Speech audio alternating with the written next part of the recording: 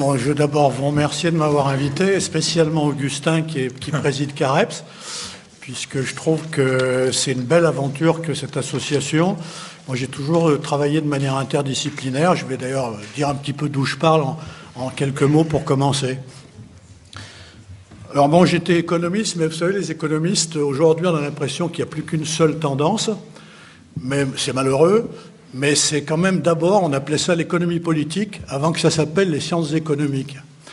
L'économie politique, ça a toujours été traversé de courants qui étaient extrêmement différents.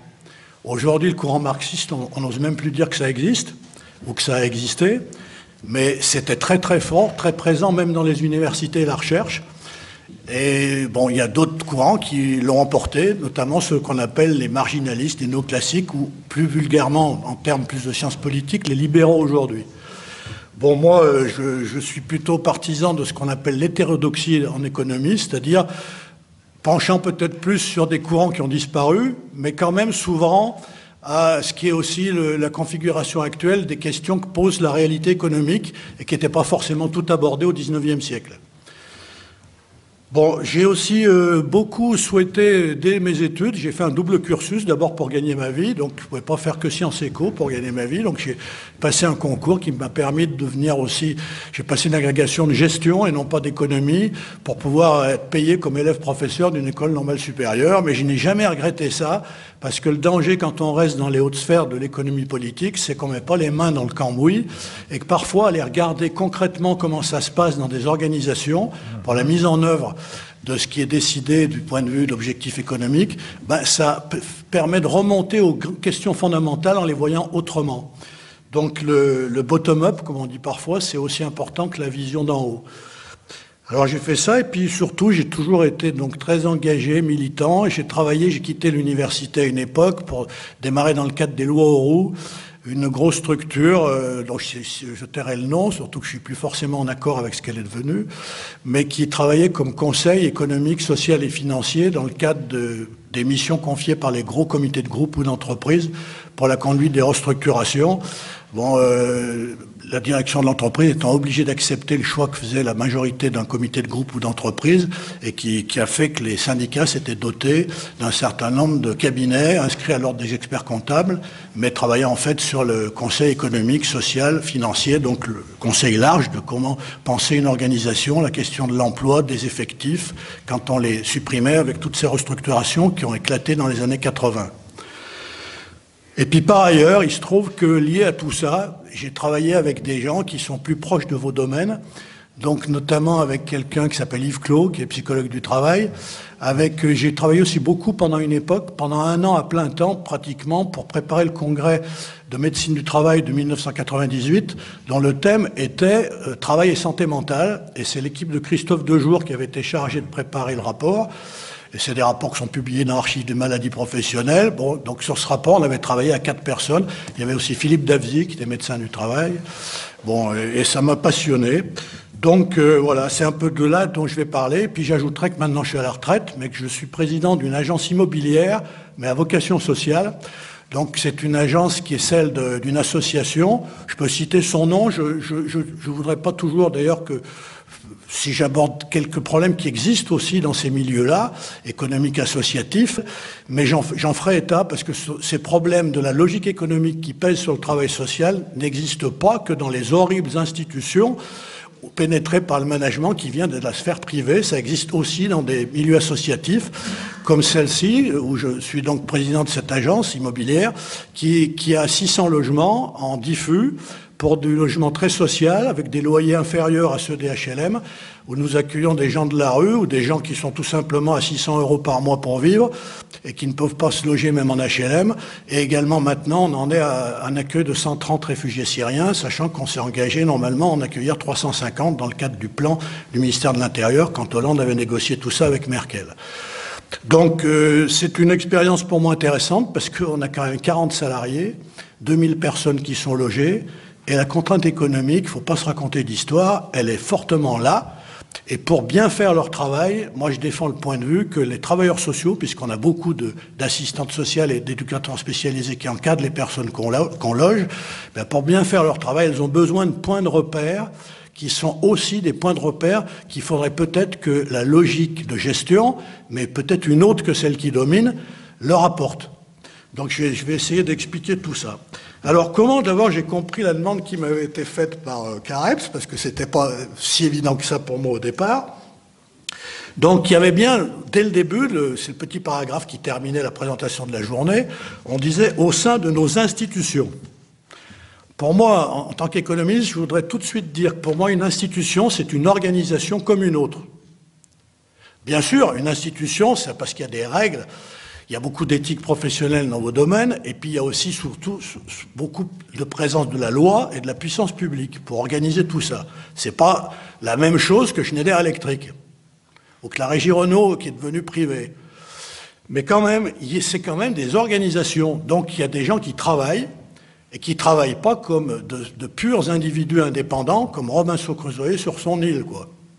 Donc ils travaillent certes pour des destinataires, des patients, des soignés, des formés, des justiciables, je ne sais pas comment on peut dire, mais ils travaillent aussi pour l'organisation qui a mis en place la possibilité que ce travail se déroule.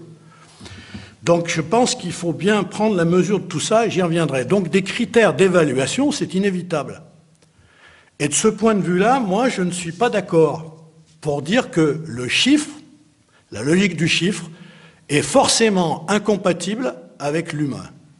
Si on dit ça, on renonce à tout travail sur l'humain qui serait un peu organisé par une association, je ne parle même pas d'entreprise au sens de l'entreprise privée, hein, mais ou par des institutions publiques, on y renonce. Quand on a une organisation, il faut bien gérer les moyens que l'organisation met en œuvre. La seule question, c'est comment on les gère et de quels moyens, comment on considère ces moyens. Et puis il y a peut-être une question première sur laquelle je viendrai avant, c'est qu'est-ce qu'on produit. Alors ça fait horreur parfois de dire qu'est-ce qu'on produit dans le travail social, mais si on renonce à ça, je pense qu'on se prend soi-même pour ce que longtemps l'économie politique a appelé travailleur improductif, ce qui est une aberration. Aujourd'hui, les vieux clivages qu'on avait entre les secteurs productifs et les secteurs improductifs, ça ne veut plus rien dire. L'industrie matérielle, au sens de la production de produits matériels, qui a fait pendant des siècles, enfin pendant des dizaines d'années, disons au moins, l'essentiel de l'activité économique, c'est plus le cas aujourd'hui. Même dans les entreprises dites industrielles, il y a énormément de gens qui en fait travaillent sur du service, de la recherche, de l'innovation, du service clientèle, de la maintenance. Ils produisent quelque chose qui n'est pas tangible, pas toujours tangible. C'est un curseur, hein. Donc, depuis le bien matériel pur et dur qu'on peut poser sur la table comme ça, qu'on voit ce qu'on a produit, jusqu'à le service qui serait complètement dématérialisé, il y a des tas de situations intermédiaires. C'est comme un curseur plus ou moins fort. Donc, je pense qu'il faut prendre la mesure de tout ça. Pour moi, donc j'ai compris votre demande. Je sais que vous travaillez plutôt dans le secteur immatériel dit travail social au sens large, on va l'appeler. Mais je pense que ce secteur-là n'est pas forcément si éloigné que ça de tas d'activités de services qui sont souvent des services marchands dans des entreprises très capitalistes. Et la souffrance au travail, pour avoir travaillé avec des gens comme j'ai cité tout à l'heure, notamment Christophe Dejour, elle existe sacrément, lourdement, depuis maintenant des années, y compris chez Orange, suicide au travail sur place. Bon, dans des tas d'institutions qu'on appelle plutôt des entreprises. Donc il faut faire attention à peut-être aussi resituer tout ce qu'on appelle la logique économique dans la société où elle existe, c'est-à-dire que tout ce que vous avez, vous, dans vos institutions, y compris dans les hôpitaux, ce sont des choses qui malheureusement sont en train d'être dérivées, tirées, importées du privé. C'est ça qu'il faut peut-être contester, mais par contre, qu'on ait besoin d'une logique économique, d'une gestion, d'un management dans ces institutions telles que les vôtres, ça me paraît incontestable. Donc, je crois que moi j'ai entendu votre demande comme on a l'impression qu'on a une contradiction entre notre éthique professionnelle et puis ce que vous appelez le chiffre, l'économie. Et moi, je préfère l'interpréter, je vais vous dire un peu comment, en plusieurs points. Je vais vous dire le point de vue que je vais défendre, puis après je vais essayer de m'expliquer en le développant un peu. Donc, le point de vue que je vais défendre, premier point, c'est que le travail social au sens large des professions va dire, on va retrouver le mot humanité ou sur l'humain, qui sont attachés à l'aide des personnes pour leur santé, pour leur éducation, pour leur dignité, pour leur citoyenneté, pour leur insertion sociale. Bref, tout ce travail, je vais l'appeler pour aller vite à chaque fois travail social, c'est une activité de service. J'essaierai de préciser ce que ça veut dire, parce qu'il y a des choses précises à mettre sous ce terme, qui a besoin d'être géré en recherchant son efficience, c'est pas un gros mot. La rentabilité, c'est pas du tout la seule forme possible de ce qu'on appelle l'efficience. Rentabilité au sens strict, ça veut dire combien je retire d'un capital que j'engage. L'efficience, c'est autre chose. Je vais y venir dans une petite définition toute simple tout de suite. Donc, comme toute activité organisée, il y a besoin de la soumettre à un principe d'efficience pour savoir tout simplement comment on consomme les moyens, à quoi ces moyens sont-ils vraiment plus ou moins bien utilisés, pour quel effet utile de service, quel effet utile pour ceux à qui c'est destiné. Que ce soit de la quantité ou de la qualité à fournir. Mais il y a bien quelque chose qui doit en sortir. Alors, chez les économistes, on appelle ça, ou les gestionnaires, un output. Et ce matin, M. Chappuis a démarré par quelque chose que je ne partage qu'à moitié. Il disait, pour moi, l'économie, c'est la tension entre des besoins illimités et puis des moyens qui, eux, sont toujours limités pour les satisfaire. Moi, je pense qu'il faut essayer de tordre un peu le bâton en partant de cette idée vers quelque chose qui met plus positivement le travail social en situation, non pas d'être devant une infinité de besoins, parce qu'on va se moquer de lui, sinon en disant, bon, pour vous, vous avez jamais fini, quoi. Mais en le mettant en situation de savoir qu'il produit quelque chose. Donc plutôt de parler de besoin uniquement, on pourrait parler mais du produit, et ce produit, c'est pas au sens matériel de l'industrie évidemment, on va appeler tout simplement ça un output. L'output, c'est ce qui sort. Mais il faut bien qu'il sorte quelque chose d'une activité. On a besoin de savoir ce qu'on a fait, si ça a produit quelque chose. Ça sert à quelque chose. Sinon, on peut même devenir un peu cinglé, hein. Bon, donc je préférerais parler, moi, d'output, et c'est une façon aussi d'être cohérent avec ce que je disais, il ne faut pas accepter de se considérer comme improductif, comme longtemps les économistes ont classé plein de secteurs comme improductifs. Vous êtes, de mon point de vue, dans le travail social, au contraire, extrêmement productif. Alors si on accepte ça, quel est donc l'output? Ça va être une sacrée question à se poser. Alors, il y a un auteur qui s'appelle Lionel Robbins, bon, qui est un Anglais qui a écrit au milieu des années 1900, je crois que c'est 1947, son bouquin, un bouquin qui s'appelait « Essai sur la nature et la signification de la science économique ».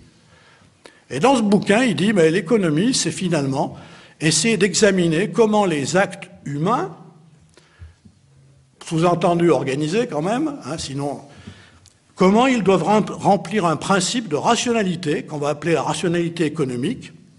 Il l'appelle l'économicité, cette rationalité économique, et si je le résume de la manière la plus simple, ce principe consiste à chercher à atteindre au maximum possible des objectifs qu'on se donne, que l'organisation se donne, mais au minimum de ressources consommées pour les atteindre. Donc l'économicité, c'est un ratio, hein. Alors la productivité, c'est une version de l'économicité. Vous mettez objectif que je veux atteindre la quantité produite la plus importante possible, au minimum de moyens consommés. La productivité du travail, ça sera la quantité maximale par heure travaillée, etc. Mais on peut très bien avoir des chiffrages, des conceptions de l'output comme des moyens consommés beaucoup plus élargis. Et c'est ça qui peut peut-être ouvrir quelques perspectives. D'où le titre de mon intervention, ça peut peut-être même ouvrir du pouvoir d'agir. Sinon, on est réquisitionné et même victimisé, quand on le vit très mal. Donc, c'est premier point, ce travail social, pour moi, je pense qu'il n'y a aucune raison d'imaginer qu'il puisse être extérieur au principe d'économicité. Deuxième point, je pense que ça serait non seulement absurde du point de vue de la question de l'organisation, qui doit bien quand même essayer de savoir à quoi elle utilise des moyens, mais même du point de vue des personnes au travail, dans le travail social. je ne vois pas comment... L'enjeu, ce n'est pas simplement que l'organisation puisse savoir comment elle atteint plus ou moins bien les raisons d'être de son existence, les objectifs qu'elle poursuit, est-ce qu'ils sont bien atteints, avec quels moyens, est-ce que les moyens sont le mieux utilisés possible pour ça, mais pour ceux qui travaillent aussi, ça s'appelle d'ailleurs très simplement souvent le sentiment du travail bien fait. Donc il y a besoin aussi de savoir si ce qu'on a atteint comme objectif, ce qu'on se reconnaît déjà soi-même qu'on a atteint, on l'a bien atteint. Et il va bien falloir confronter avec ce que l'organisation attend de nous. Alors il y a une catégorisation très classique d'un grand cabinet de management, qui est pourtant fait pour les boîtes privées, mais qui est tout à fait applicable, qui dit, quand on a, il s'appelle l'analyse du travail des gens dans une organisation, ils disent c'est un rôle à tenir. Ben, le rôle, il y a le premier, c'est le rôle qu'attend l'organisation. Vous êtes quand même bien obligé d'en tenir compte. Le deuxième, c'est on le perçoit quand on travaille. Donc il y a le rôle perçu, il y a le rôle attendu par l'organisation, ensuite il y a le rôle perçu. Ça renvoie à des tas de questions, y compris d'ailleurs de la communication dans l'organisation. Le troisième, c'est je peux percevoir, mais plus ou moins accepter ce qu'on me demande de faire. Donc ensuite, il y a le rôle accepté. Et puis à la fin, il y a le rôle qui va être effectivement tenu. Mais je ne vois pas en quoi on pourrait s'affranchir de ça, et je répète, du point de vue de l'équilibre au travail de la personne qui est dans le secteur travail social, il me semble que c'est essentiel d'avoir ces 4 dimensions, quelque part, sur lesquelles on puisse fonctionner, Et le troisième point que je voudrais aussi défendre, c'est que ce qui est en cause, ce n'est donc pas la nécessité d'un calcul économique, de chiffres, ce n'est pas non plus la nécessité d'un management ou d'une gestion des personnes au travail, mais la question, c'est plutôt d'une autre façon de mener ces calculs et de réaliser ce management. Alors, pour me faire bien comprendre, je vais utiliser une formule, je dirais qu'il faut arrêter de dire arrière-Satan quand on pense à la dimension chiffre et à la dimension économique. Ça nous mène nulle part. Ça laisse au contraire le pouvoir à ceux qui ont accaparé le calcul économique et le management. Donc, pour moi, il y a un livre qui était une catastrophe, qui a été écrit il y a une vingtaine d'années par Viviane Forester, qui s'appelait « L'horreur économique ». Et celui qui, d'ailleurs, m'a attiré l'attention le plus pour me dire quelle catastrophe ce livre, c'est Christophe Dejour. Ce qui m'avait sidéré, je ne m'attendais pas du tout à sa réaction. Bon, puis après, on a discuté. Bon, donc, on va essayer d'avancer là-dessus. Je vais prendre en 2 points, et puis le troisième, ça sera pour ouvrir la discussion, qui pourra d'ailleurs se prolonger, je suppose, dans l'atelier 3. Donc, premier point, on va partir du travail lui-même, de l'évaluation du travail social. Est-ce que c'est possible, avant de parler du management, ça sera mon deuxième point, est-ce que c'est possible d'évaluer économiquement le travail social, c'est-à-dire son output, comme les moyens qui ont été utilisés pour l'atteindre? Alors c'est là que je suis obligé de partir, comme j'ai peu de temps, je vais résumer à toute allure, mais quand même de partir de choses basiques sur, je ne sais pas du tout si vous avez ça ou pour vous que c'est évident ou pas, mais sur la notion de service. Le travail social, c'est un service. Bon. Donc le service, pour moi, j'ai entendu parler ce matin, on nous parle sans arrêt de qualité. Ben oui, si on s'intéresse à l'output, on peut s'en moquer. Moi, j'ai essayé de l'expliquer que mon point de vue, que c'est une catastrophe de ne pas s'y intéresser. On se met soi-même en position de servir à rien, quoi. Mais si on s'intéresse à l'output, cet output ne peut pas être défini autrement que comme un effet utile qui est produit pour une personne. Les personnes qui sont vos patients, vos soignés, vos justiciers, enfin les personnes, quel que soit le secteur où vous êtes. Cet effet utile, il ne peut pas se définir autrement qu'en termes qualitatifs en général. Ou alors quand on le ramène à du quantitatif, c'est là qu'on peut contester. Par exemple, le nombre d'hommes-jours ou de lits occupés dans un hôpital. Par exemple, le taux des logements vacants dans une association qui s'occupe du mal-logement. Ce sont des indicateurs quantitatifs qui ne disent pas grand-chose du cœur de la qualité de ce qui a été produit comme output. Donc, la question, c'est plus la complexité, la difficulté que l'impossibilité théorique de s'intéresser à l'output. C'est beaucoup plus difficile de chiffrer, entre guillemets, l'output d'une activité de service. Bon, les banques, mais même des banques, Moi, j'étais administrateur bénévole du Crédit Mutuel. J'ai quitté tellement j'en avais ras-le-bol, parce que ce qu'ils font, ça n'a aucun intérêt. C'est de la gestion standard, comptable, qui ne dit rien de ce qui est vraiment l'utilité mutualiste de cette banque. Comment mesure-t-elle sa production, une banque? Par le nombre de cartes bancaires nouvelles placées, par le dépôt moyen sur chacun des comptes de ses clients. Mais en quoi ça dit la qualité du service fourni? Bon. Donc, en fait, on mesure la production d'une banque parce que les gens apportent eux-mêmes, par la matière première, quoi, l'argent qu'on dépose, ce qui est un comble.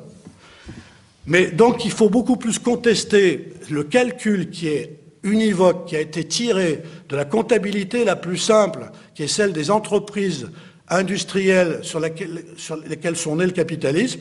C'est ça qui est transposé dans des activités nouvelles où les services l'emportent aujourd'hui, à plus forte raison quand ces services sont sur l'humain. Ben c'est tout à fait pauvre, réducteur, et même à côté souvent de ce qu'il s'agirait de mesurer.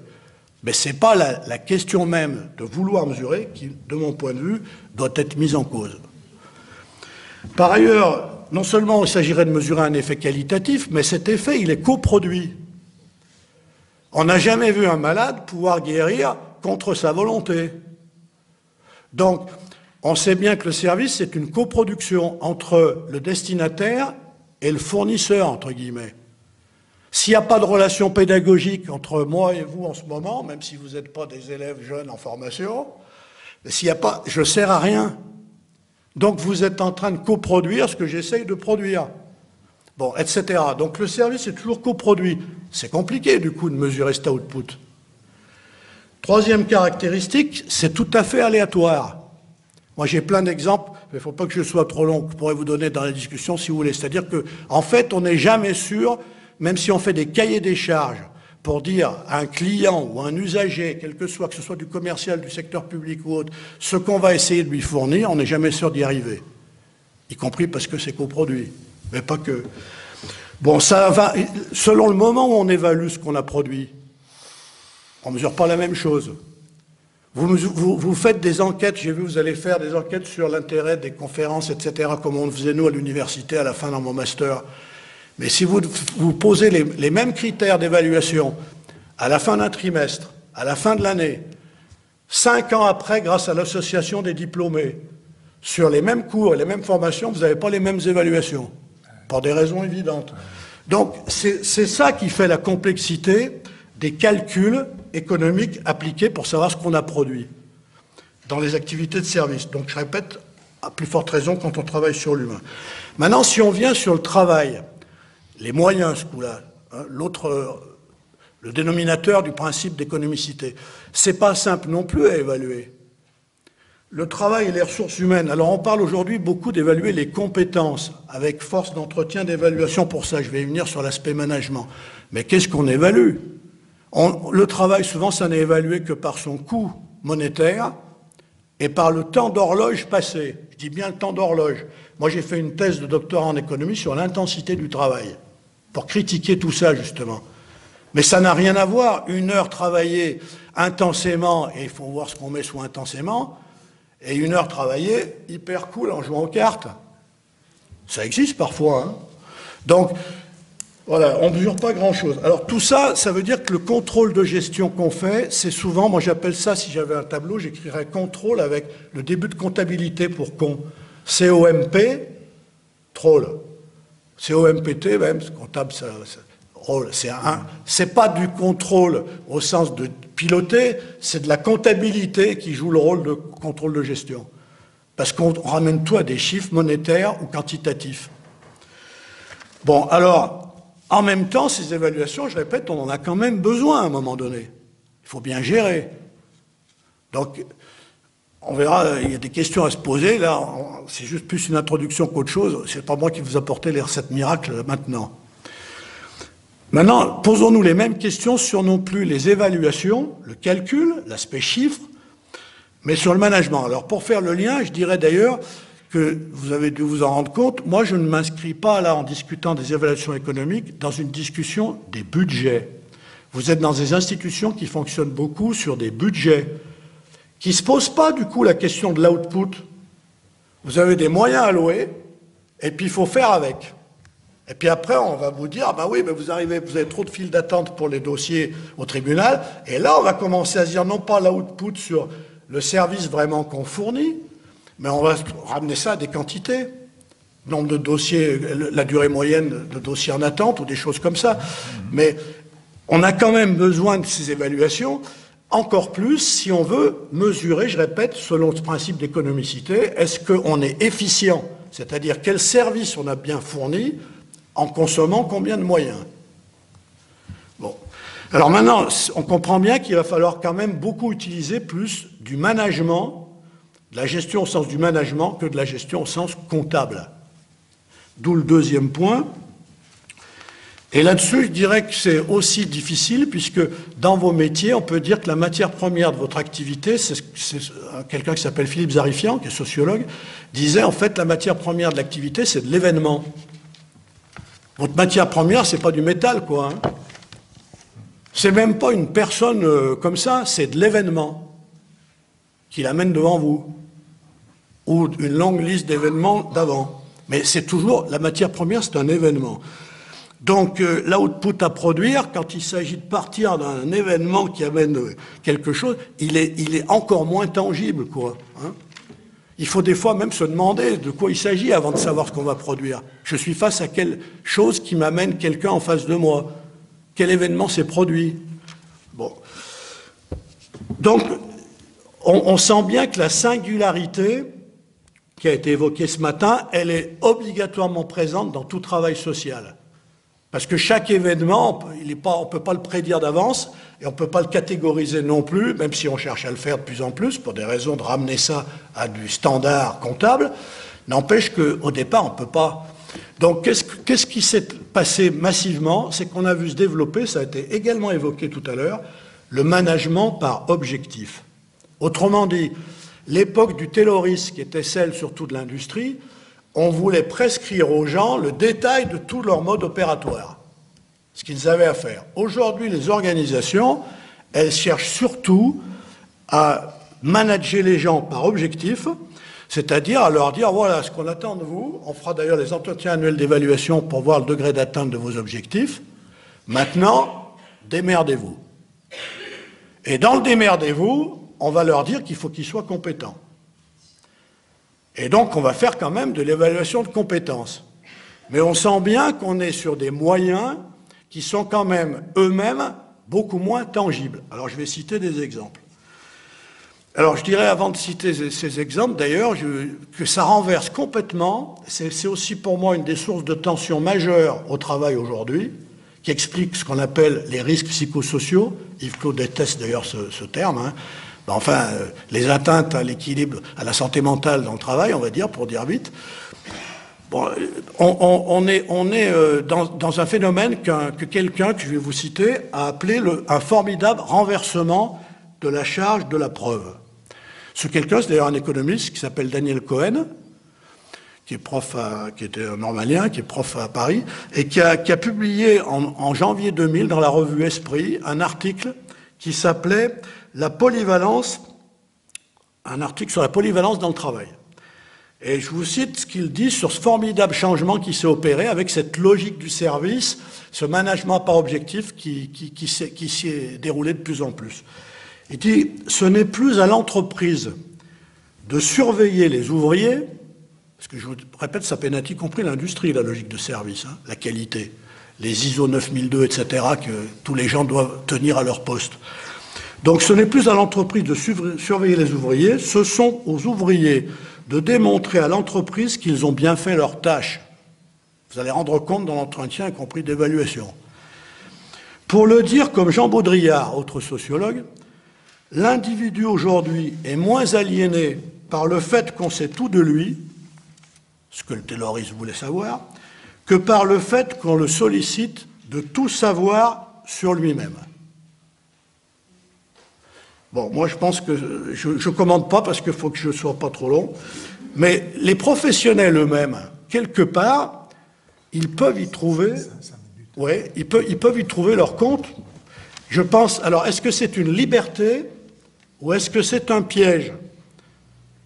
Je peux trouver très bien que de ne plus avoir un petit chef sur le dos qui vient chercher dans le détail et me dire comment je dois faire le mode opératoire de mon travail. Je peux, et si je suis un libéral d'ailleurs, je pense que l'exercice libéral, souvent c'est ça qu'on y trouve très bien. On négocie avec soi-même, quoi. La logique économique existe quand même un peu, mais on la négocie avec soi-même. Mais on peut trouver ça très bien, mieux que si on a un chef sur le dos. Mais on peut aussi un jour s'en écrouler. Et les burn-out, les risques psychosociaux, on sait que c'est monté très fort quand même. Donc on sent bien qu'il y a besoin d'un point de repère.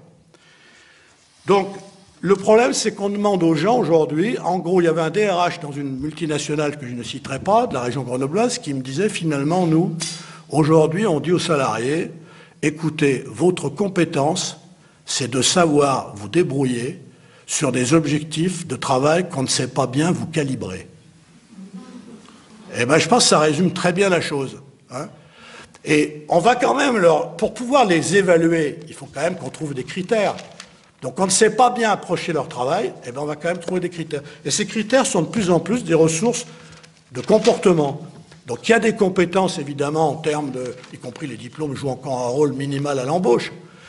Il y a des compétences techniques, il y a du savoir-faire professionnel, mais il y a de plus en plus de compétences d'ordre comportemental, ce que certains n'hésitent pas à appeler ressources psychiques. Moi, j'ai lu plein de grilles d'évaluation dans des entreprises, y compris pour des caissières de supermarchés, pas forcément que pour le milieu du travail social, hein, qui sont stabilité émotionnelle, capital émotionnel, intelligence émotionnelle, émotionnelle avec ces trois façons de le dire, etc. Donc on peut multiplier les exemples. Vous avez un grand institut de sondage, Gallup, qui est connu surtout pour les sondages politiques, qui évalue les salariés de plusieurs millions de personnes de multinationales dans le monde, et qui a des méthodes pour évaluer ce qu'ils appellent l'engagement des salariés. Il y a des scores d'engagement, et chaque salarié catégorisé, il y a 3 cases. Il y a les très engagés, les moyennement engagés et les activement désengagés. Et ceux-là, il faut les dégager. Voilà, c'est ça. Bon, donc tout ça, ça s'est développé fortement. Alors, si on ne veut pas être que dans l'affolement devant cette situation, si on veut renoncer au piège du arrière-Satan, il ne faut pas mettre son nez dans les logiques économiques, je pense que c'est absurde, hein. Comment faire? Donc c'est mon dernier point, et c'est pour ouvrir une discussion plus que pour vous apporter des solutions. Quel pouvoir d'agir des professionnels du social ou de l'humain dans des organisations qui sont pourtant pilotées par une logique de l'efficience? Je dis pas de la rentabilité, mais de l'efficience, au sens où j'ai parlé de l'économicité. Moi, je voudrais lancer ce débat en disant qu'il faut se défaire de la dichotomie entre deux mondes. Il y a deux mondes qui se côtoient, là, qui sont le monde des professionnels du travail social en eux-mêmes, qui a finalement quelque part eu, qu'il a peut-être encore un peu, sa propre façon de faire de l'évaluation, qui est ce qu'on appelle la supervision. Bon, c'est de l'appui, mais quelque part, ça en est quand même un peu. Pour soi, ça sert aussi à être aidé, à s'évaluer, pas dans la même optique, mais quand même. Mais là, on sent bien qu'on a deux mondes. Le premier qui est celui de la professionnalité interne au métier, ou avec ses pairs, ou parfois quelqu'un, souvent plutôt un psycho, quoi, qui va venir aider à faire cette supervision.